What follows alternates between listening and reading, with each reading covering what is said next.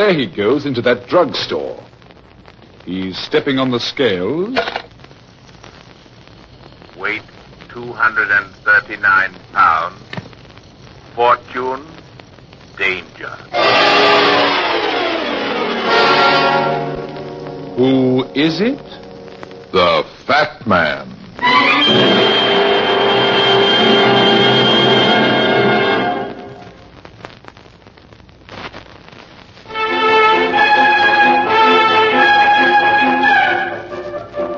In this business of solving crimes, the detective runs into two types of criminals. The old-time pro and the first offender. The old-timer with his record, fingerprints, and well-known pattern of procedure is always at a disadvantage. And by hard work and the help of a stool pigeon or so, he is usually caught. Your amateur, on the other hand, becomes the detective's $64 question. He has no record, no pattern, and is unknown in the underworld. That makes it real tough, because you've got to work in the dark. And believe me, that's not fun. Especially when you're dealing with a murderer. And now, here's the Fat Man in Murder Sends a Christmas Card. It must have been about 5:30 on a cold, snowy afternoon when I saw this girl come out of Kelly's pool hall on Carter Street. She wasn't exactly what you'd call beautiful, but she was nice looking, slim, neatly dressed, and certainly not the type of girl who hangs out in pool halls. She stood on the sidewalk for a second, as if undecided where to go, and then started across the street. Maybe she didn't hear the car coming, or maybe she didn't care.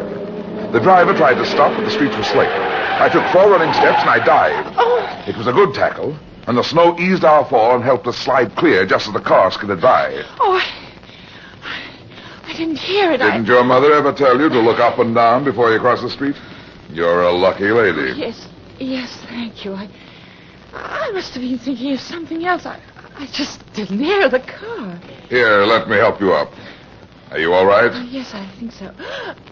Oh, my ankle. Is it sprained? No, I don't really think so. I must have turned it.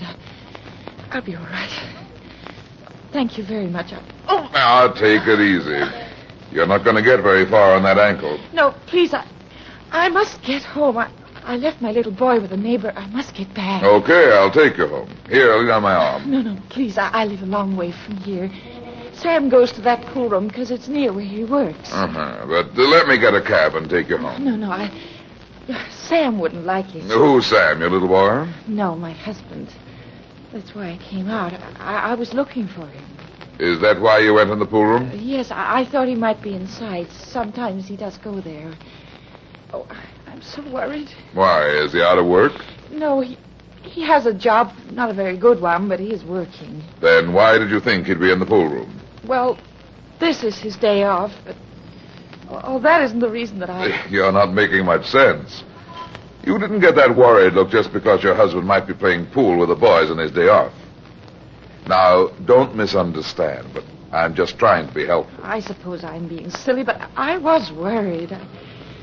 I was afraid... Afraid of what? No, it's nothing. I've no right to burden you with my trouble. Maybe talking will make it easier. Oh, you are very kind. My name's Myra Davis. Well, my husband's job doesn't pay much, just enough for us to get along on, and Sam gets discouraged. He feels he can give us the things that we need. That's always tough, but it's really nothing to worry so about. Well, that isn't why I'm so worried. This morning it all came to a head. Sam lost his temper. We had an argument, and he left. He said he was going out to get some money. A funny look on his face when he went out, and when he came back this afternoon, I got worried. I was afraid. That he might get in trouble? Yes, I thought he might do something wrong. Oh, don't you see? Sure, I see. But while we're talking, I'm going to take you home. And who knows, maybe I can help Sam get a better job. Hey, taxi!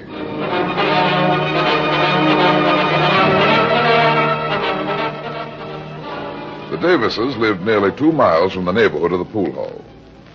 The apartment wasn't exactly what you'd call classy, but it was neat and clean. Just as we opened the door, the telephone rang. Hello? Hello? Hello? They hung up. Oh, well, maybe it was Sam. Maybe he found a better job. Maybe. I hope so. But why would he call? Why wouldn't he come home and tell me? Now, don't get upset again. You'd better go get your little boy. Oh, yes. Yes, of course. Are you sure your ankle's okay now? Yes, it's much better now. In that case, I'll be running along. Thank you so much, Mr. Runyon. I do hope you can help Sam. Well, I'll do all I can. In the meantime, you cheer up. Take this card of mine. Give it to Sam and tell him to drop in and see me tomorrow. Maybe I can help him. Oh, thank you so much. Skip it, sweetheart. I'm an old Boy Scout. This is my good deed for today.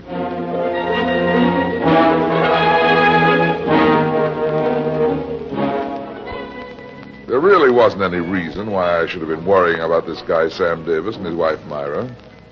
He was probably a nice young fella, down in his luck and bitter.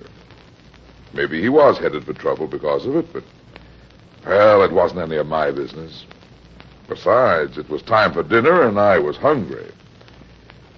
It was cold and snowy outside, but I couldn't get them out of my mind. Maybe I was a sap, but I got a cab and rode all the way back to Kelly's bar and pool room. It was snowing harder than ever when I walked in.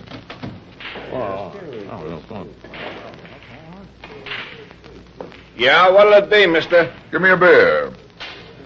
By the way, do you know a fellow named Sam Davis? Yeah, sure, I know Sam. Has he been in here this afternoon? You a friend of his? Yeah. Here you are. Yeah, Sam was in a little while ago. How long ago? Oh, well, let's see. It was after his wife was here looking for him. She come in about an hour and a half ago, but Sam wasn't here then. He come in soon after she left. I remember because I gave him the message that she was looking for him. Oh, then he went home. No. He went to the phone booth over there to call her. Said he'd got himself a job tonight, so he'd be late getting home. I thought he had a job. He has, but he's going to pick up a little Christmas money by driving a truck or something for the guys he was with. He said it'd pay good.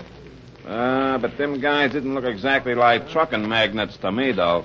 How do you mean? Oh, nothing except, well, since you're a friend of Sam's, just between you and I, they didn't look like Sam's type. Know what I mean? Yeah, I was afraid of that. You didn't know the guys he was with? No, but I get the idea Sam owed one of them some money. They sat back there and talked for a while. I think they was arguing with Sam. Finally, they get up and all of them left. How long ago was that? Oh, not long. Maybe 5 minutes before you come in. Okay, thanks. See you again. Merry Christmas.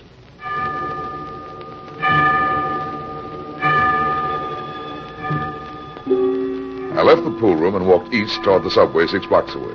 It was getting colder. The street was one of those extra-wide warehouse-lined streets, dark, and deserted except for a small cigar store a few feet ahead of me. There was a telephone booth inside. I went in and dialed Davis's number. Hello? This is Brad Runyon, Mrs. Davis. Has Sam come home yet? Oh, no, he hasn't, Mr. Runyon. I do wish you would. Now, don't worry. I had an idea for Sam, but I'll tell him tomorrow. Oh, you're very kind. And don't worry. Sam will probably be along in a little while. Goodbye now.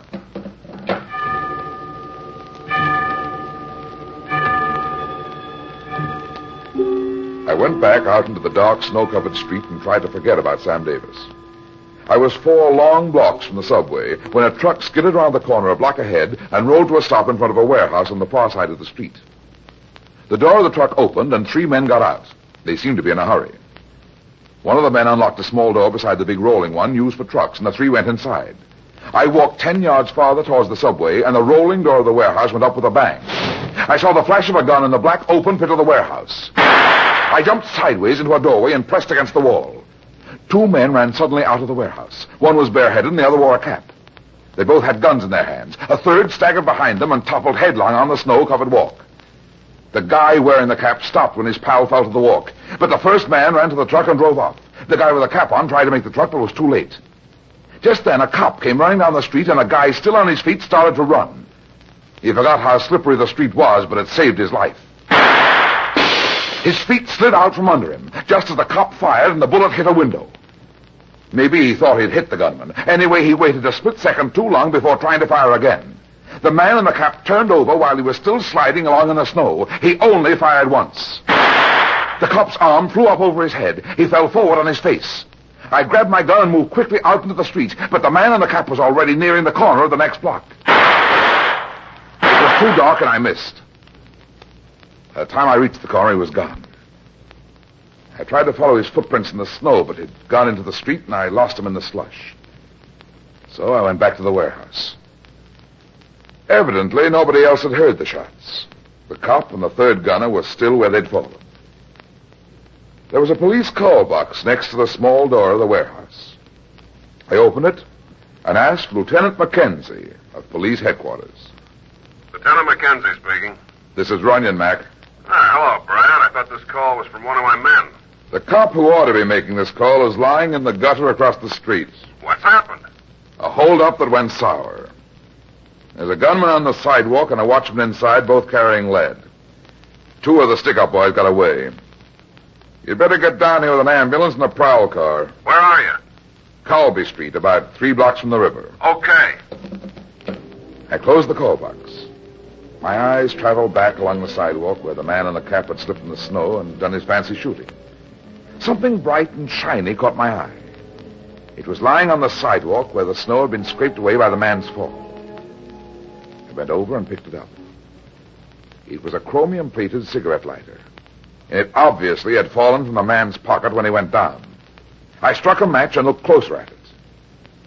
There was engraving on the back that said, "To Sam with love from Myra." I put the lighter in my pocket, then crossed the street. Hugging the shadows and walking fast, I went back to the cigar store 2 blocks away. The proprietor dozed behind the counter and a radio was playing. That's why he hadn't heard the shooting. I looked at my wristwatch.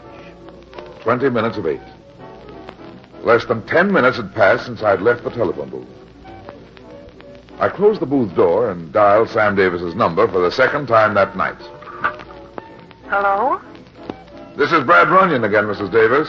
Oh, it's all right now, Mr. Runyon. All right. Yes, Sam came home. There wasn't anything to worry about at all.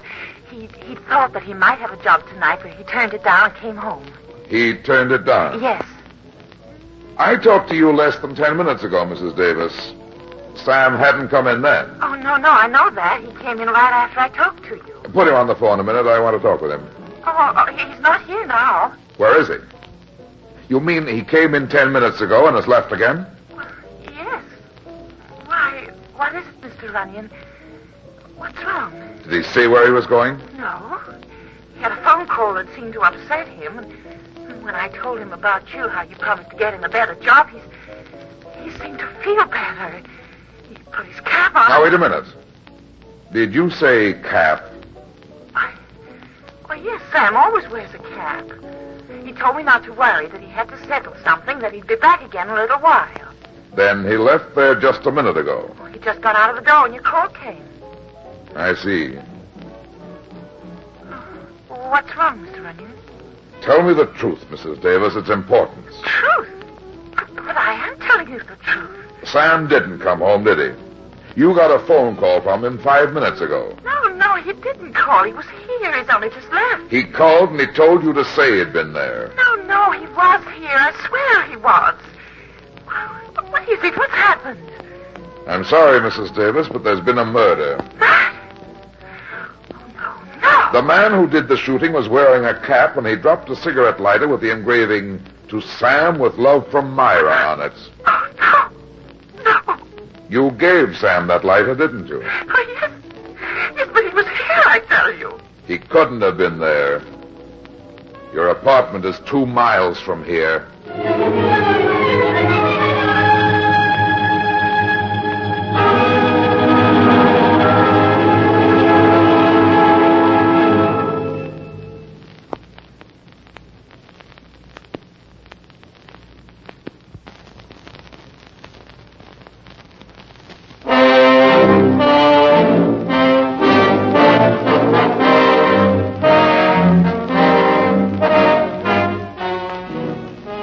stepped out of the cigar store, 2 prowl cars and an ambulance stood in front of the warehouse.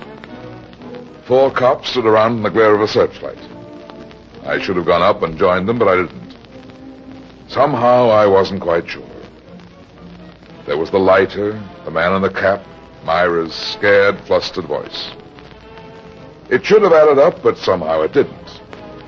Maybe it was because I didn't want it to. I headed back to Kelly's pool room. As I walked, I brought out Davis's lighter and looked at it. I realized I was holding more than just a lighter in my hand. I was holding a man's life and a woman's happiness. That's a lot to hold in your hands. I quit thinking about it and remembered that I was a licensed detective. As I entered Kelly's, the bartender glanced up and nodded. I took a seat where I could watch the door and also the game of pool.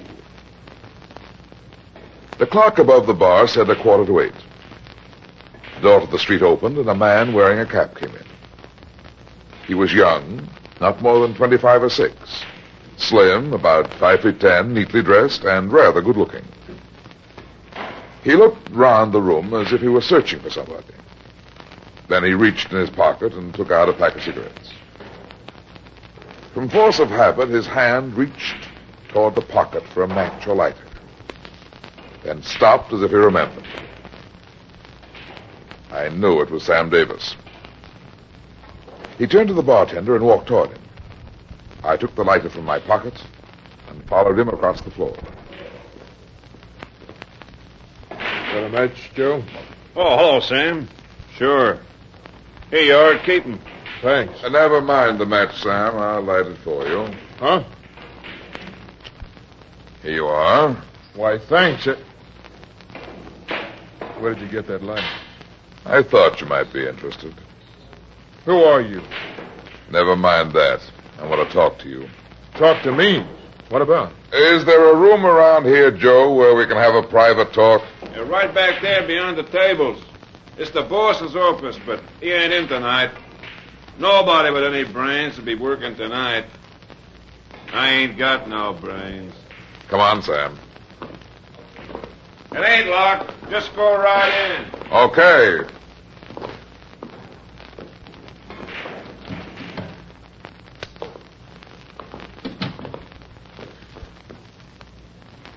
Okay, mister. What's the pitch? Sit down.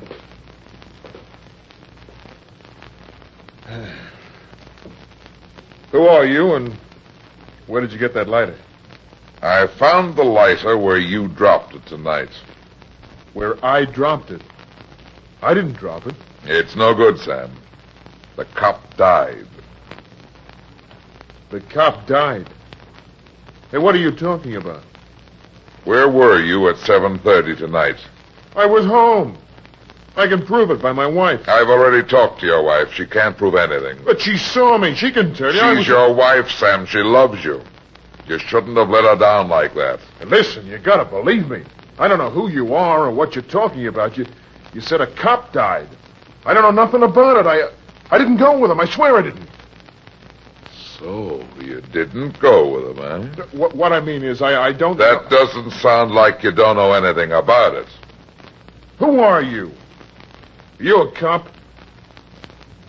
I'm Brad Runyon. The fat man? That's right. Myra told me about you just a little while ago. When you called her on the phone. I didn't call her. I went home. I left there about 25 minutes ago.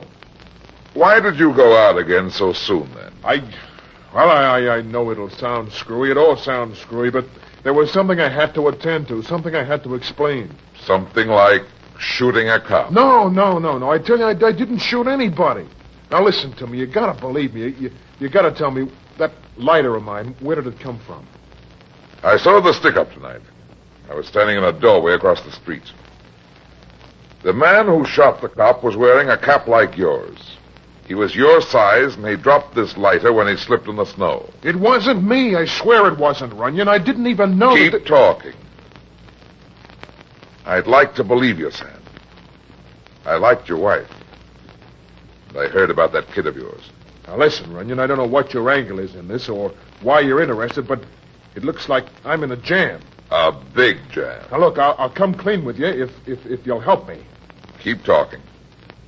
Well, the job I've got's no good, see? I don't make any dough. It's hardly enough to get along. Well, I watched the bills pile up, and Christmas was coming. Other guys give their wife and kids nice presents. I couldn't. I know all that. What happened tonight? Well, there were some guys. I met them a couple of days ago. Got in a pool game with them, one of them. I thought I'd win a little money, but instead I lost. I couldn't pay, so I gave this guy my lighter. You've got to do better than that, Sam. But it's the truth. That was 2 days ago. You said something about going with them tonight. I'm coming to that. Now, you gotta believe this. This afternoon I ran into them again. They said that they had a job I could do. What was the job? I was driving a truck for them. They offered me $100. That's a lot of money for driving a truck. Now, not for this kind of driving, and I needed the money. But I've never been in trouble, so I backed out. I went home instead. About 5 minutes after I got home, a call came from one of the guys. He told me to meet him here right away, so I left and came back. It's not so good, Sam. It's true, I tell you, all of it. You don't believe it, do you? Can you prove you went home, Sam? I mean by anybody else other than your wife. Why, no, I didn't see anybody. But I did go home, I swear it, Runyon. Hey, what are you going to do? Keep sitting down, Sam. This gun's loaded. Now, wait, Runyon. Who are you calling? Police? No, don't do it, please. Don't you see? Shut up. Get me Lieutenant Mackenzie. Tell him Brad Runyon is calling. Now, give me a break. I know it looks bad, but there must be some way I can prove I'm telling the truth. That's the way guys get railroaded, don't you see? All I can see, Sam, is that there's been a murder.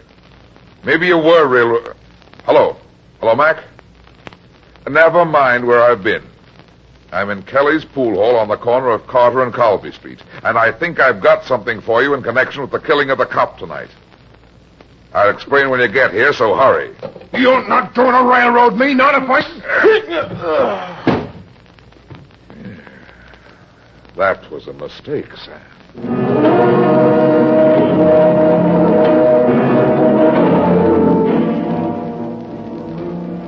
I picked Sam up and propped him in a chair. There was a slight cut on the side of his mouth where my fist had connected.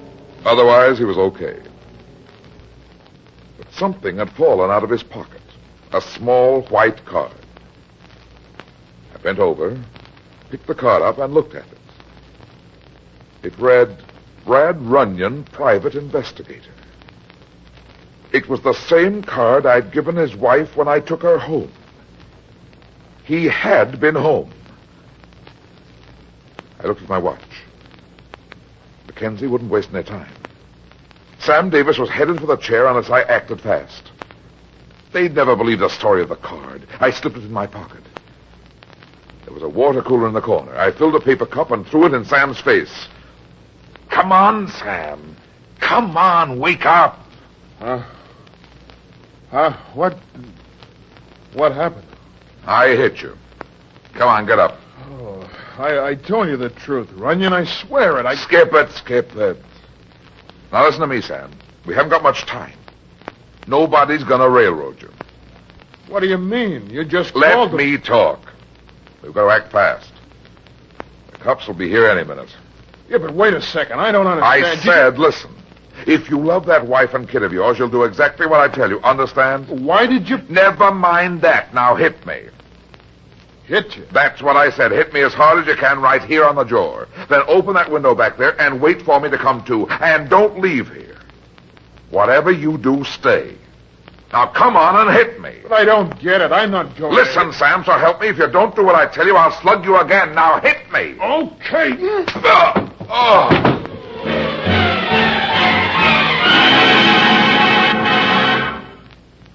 He was good.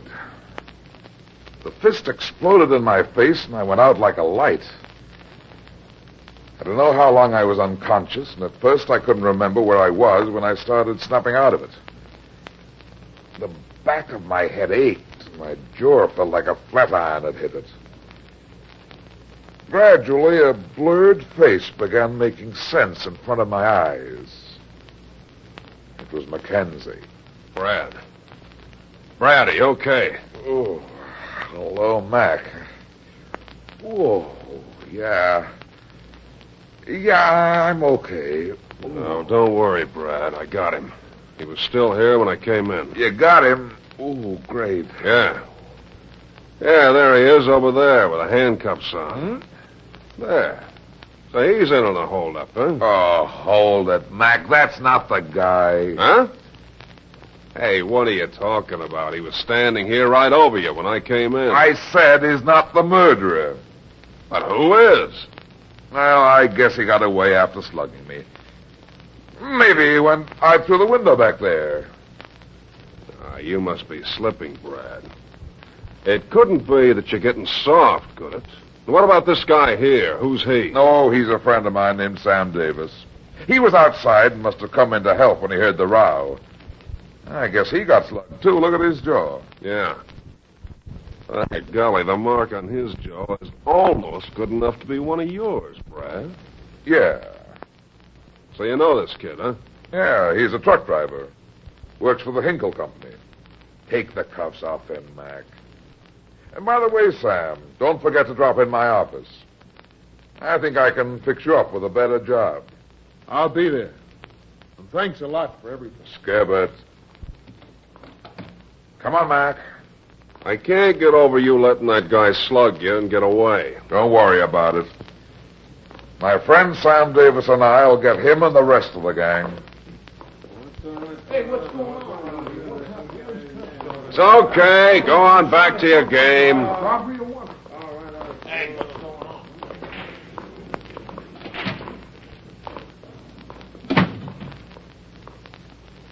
Well, it turned out to be a nice night after all, Mac. Yeah, it's pretty cold, but it stopped snowing.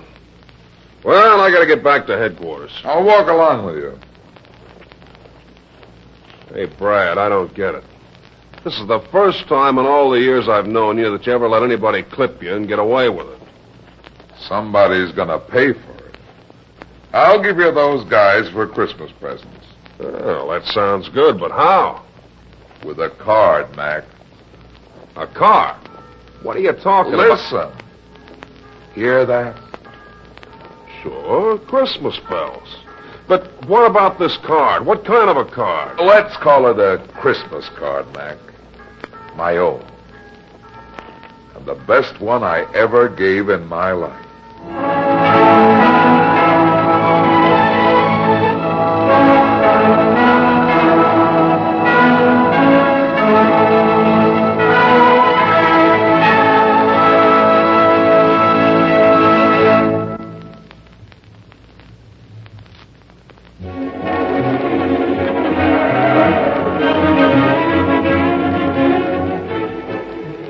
That's that. It seems I spend my life getting into trouble and getting out of it. But at the same time, I generally manage to get some other people in and out of trouble, too.